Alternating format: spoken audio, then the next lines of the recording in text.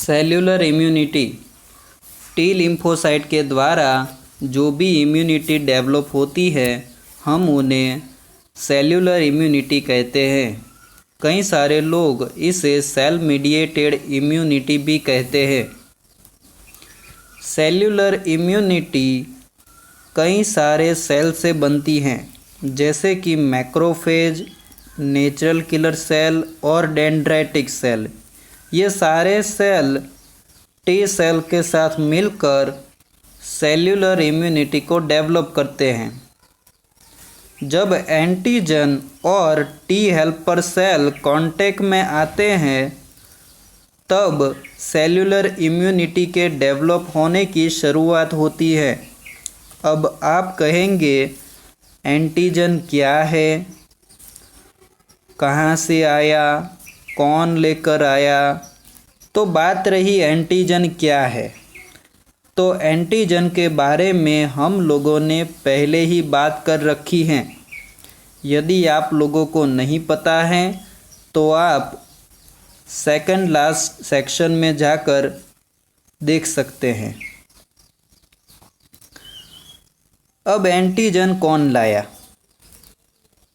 तो सारे ऑर्गेनिज्म के अंदर एंटीजन होता है, जैसे कि वायरस, बैक्टीरिया, पैरासाइट, ये सारे ऑर्गेनिज्म के अंदर एंटीजन होता है, भले ही वो माइक्रोबियल हो या फिर नॉन माइक्रोबियल। जब हमारे मैक्रोफेजिस उन ऑर्गेनिज्म को निगल जाते हैं तब ये बैक्टीरिया या फिर वायरस जैसे ऑर्गेनिज्म अपने अंदर से एंटीजेनिक मटेरियल को रिलीज़ करते हैं। इस एंटीजेनिक मटेरियल को मैक्रोफेजिस स्मॉल पेप्टाइड में डाइजेस्ट कर लेते हैं। फिर ये स्मॉल पेप्टाइड मैक्रोफेजिस के जेनेटिक मटेरियल के ऊपर लोड होता है। एंटीजेनिक पेप्टाइड प्रोडक्ट और जेनेटिक मटेरियल ऑफ मैक्रोफेजिस दोनों मिलकर HLA बनाते हैं। सामान्य भाषा में कहूँ तो एंटीजेनिक पेप्टाइड प्रोडक्ट और जेनेटिक मटेरियल का कॉम्बिनेशन मतलब कि HLA। HLA का पूरा नाम ह्यूमन ल्यूकोसाइट एंटीजन होता है। ये HLA mainly class 2 major histocompatibility complex के अंदर होता है। इसका शॉर्ट फॉर्म MHC होता है। ये MHC मेनली मैक्रोफेजिस की सरफेस के ऊपर होते हैं।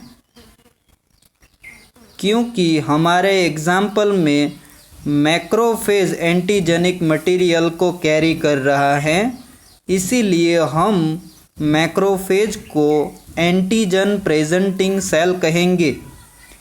जो भी सेल एंटीजेनिक मटेरियल को कैरी कर रहा है हम उन्हें एंटीजन प्रेजेंटिंग सेल कहेंगे, भले ही वो डेंड्राइटिक सेल हो, न्यूट्रोफिल हो या फिर कोई और। तो जब ये antigen presenting cell T helper cell के पास जाता है तब T helper cell antigen presenting cell की सरफेस के ऊपर जो क्लास 2 MHC है उसको पहचान लेता है। फिर टी हेल्पर सेल रिसेप्टर की मदद से एंटीजन को भी पहचान लेता है। एंटीजन को पहचानने के बाद टी हेल्पर सेल और एंटीजन के बीच में कॉम्प्लेक्स इंटरैक्शन होता है। कॉम्प्लेक्स इंटरैक्शन के दौरान मैक्रोफेज अपने अंदर से इंटरल्यूकिन 1 रिलीज करता है। ये इंटरल्यूकिन 1 टी सेल को प्रोलिफरेट करता है, मतलब कि टी सेल की मात्रा बढ़ाता है और बाकी के लिम्फोसाइट को एक्टिव भी करता है।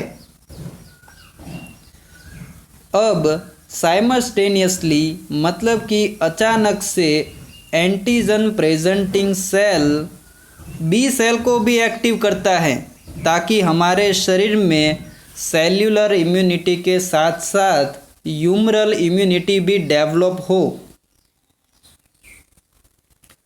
अब हम लोग जानेंगे कि एंटीजन को पहचानने के बाद टी सेल कौन कौन से रिएक्शन दिखाता है, मतलब कि उसका काम क्या है।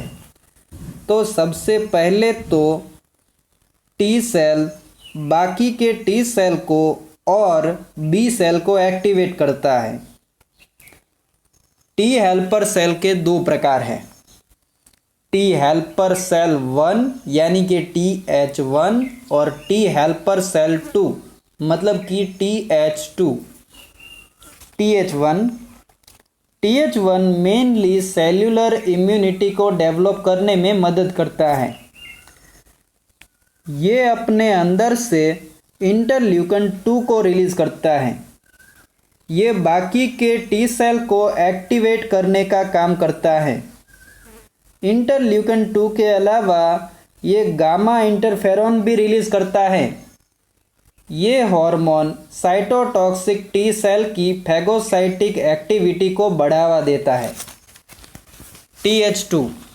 TH2 मेनली ह्यूमरल इम्यूनिटी को डेवलप करने में मदद करता है। ये अपने अंदर से इंटरल्यूकन 4 और इंटरल्यूकन 5 को रिलीज़ करता है। इस हार्मोन की मदद से बी सेल एक्टिवेट होते हैं और प्लाज्मा सेल की संख्या बढ़ जाती है। इसके साथ साथ ये हार्मोन एंटीबॉडी का प्रोडक्शन भी बढ़ा देता है। अब हम लोग साइटोटॉक्सिक टी सेल के बारे में जानेंगे। आप लोगों ने फिल्मों या फिर टीवी सीरियल में द किलर या फिर शार्प शूटर के बारे में सुना ही होगा। हमारे बॉडी में भी cytotoxic T cell the killer cell है। ये किसी भी प्रकार के ऑर्गेनिज्म को डिस्ट्रॉय कर देता है, मार देता है। जब T helper cell cytotoxic T cell को एक्टिवेट करता है तब ये बारी बारी से सारे बैक्टीरिया या फिर वायरस जैसे ऑर्गेनिज्म को मारता है। अब जानते हैं कि साइटोटॉक्सिक टी सेल किस तरीके से ऑर्गेनिज्म को मारता है। तो सबसे पहले तो साइटोटॉक्सिक टी सेल की सेल मेम्ब्रेन के ऊपर रिसेप्टर होते हैं। जब कोई एंटीजन इस रिसेप्टर के साथ बाइंड होते हैं तब साइटोटॉक्सिक टी सेल की साइज बढ़ जाती है। फिर ये साइटोटॉक्सिक टी सेल अपने अंदर से साइटोटॉक्सिन को रिलीज़ करता है। इसकी मदद से ये बाहरी ऑर्गेनिज्म को डिस्ट्रॉय कर देता है। इसी मैकेनिज्म के द्वारा बारी बारी से ये कई सारे ऑर्गेनिज्म को मार सकता है।